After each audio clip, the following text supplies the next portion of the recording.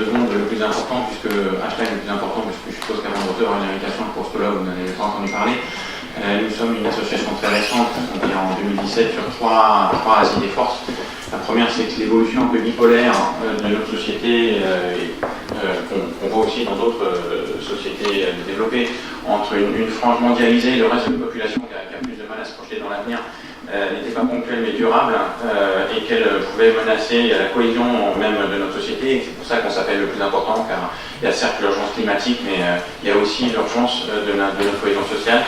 La deuxième idée forte, c'est que la meilleure façon d'y répondre, c'est de répondre à la racine, au cœur du problème de nos concitoyens, et en particulier de traiter l'insécurité économique, et qu'une des meilleures façons de traiter l'insécurité économique, c'est de développer les capacités, les compétences de nos concitoyens, des gens peu qualifiés pour développer leur qualification, les gens en risque de déqualification pour leur proposer des transitions professionnelles, et puis pour la prochaine génération, essayer d'armer tous les enfants et tous les jeunes pour qu'ils puissent trouver leur place sur le marché du travail.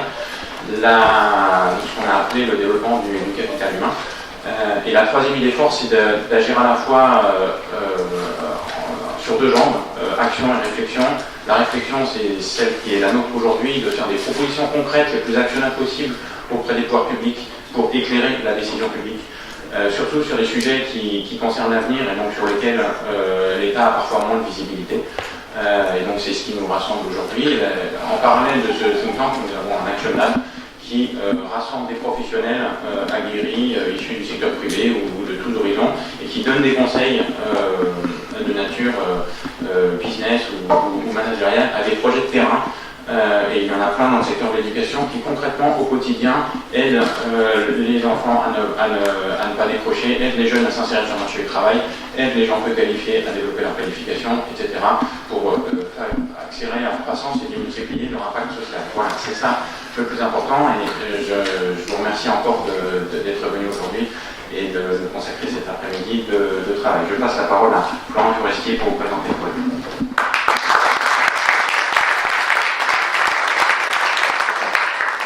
Merci beaucoup Mathias, merci Monsieur le Ministre, merci Madame la Ministre. Pourquoi les enseignants? Parce que sans eux, rien n'est possible. Et pour exercer leur mission fondamentale de transmission, développer les capacités de tous les élèves, rendre les écoles réellement inclusives, ils sont amenés à s'emparer d'outils nouveaux. Pourquoi, parmi ces outils, précisément l'intelligence artificielle? Du fait des spécificités de ces modes de fonctionnement. Ce qu'on appelle l'intelligence artificielle est certes inséparable de tout un écosystème d'objets, d'applications, de dispositions numériques, mais elle apporte au sein de cet écosystème des enjeux particuliers, sur lesquels nous aurons l'occasion de revenir tout au long de cette journée. C'est donc une mutation d'ensemble qui implique une réflexion et un projet politique eux-mêmes globaux. Notre pari est de contribuer à ce que cette transformation soit une opportunité pour les enseignants, pour leur liberté pédagogique et ce faisant pour les élèves, pour tous.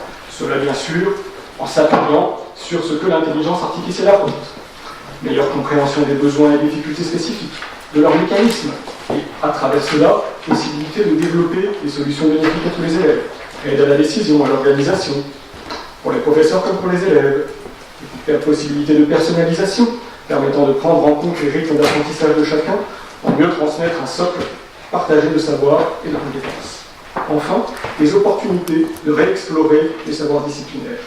Cela implique bien sûr, et cela a été dit par le ministre, une vigilance très particulière, une vigilance d'abord pédagogique. L'usage de l'intelligence artificielle dans l'éducation doit être conditionné à des finalités bien pensées, des finalités pédagogiques, vigilance juridique et éthique, en particulier par rapport à tout ce qui concerne l'usage des données, vigilance technique, économique, politique. L'entrée de l'intelligence artificielle dans l'éducation nous rappelle que l'éducation est un enjeu fondamental, un secteur stratégique, et que se posent derrière tout cela des questions de souveraineté. Enfin, je dirais vigilance philosophique. En faisant évoluer nos modes de pensée, nos rapports au monde, l'intelligence artificielle interroge le projet de société que nous voulons construire. Pour nous, les principes de ce projet sont, d'une part, d'adopter l'intelligence artificielle et non de s'y adapter, de mettre la technique au service de l'humain, donc de travailler de manière interdisciplinaire, et de mettre les enseignants au cœur de la démarche. Rien ne doit leur être imposé, ceux-ci doivent participer à la conception des solutions techniques et politiques publiques. Nous avons mené pour notre part notre démarche de préparation dans cet esprit interdisciplinaire participatif. Pour préparer nos propositions, à partir d'entretiens, de consultations publiques en ligne, parce que vous trouverez la restitution de la Constitution en annexe 1 de notre rapport, en mettant en discussion nos propositions dans un atelier préparatoire qui a eu lieu en février, dans l'organisation du colloque aujourd'hui.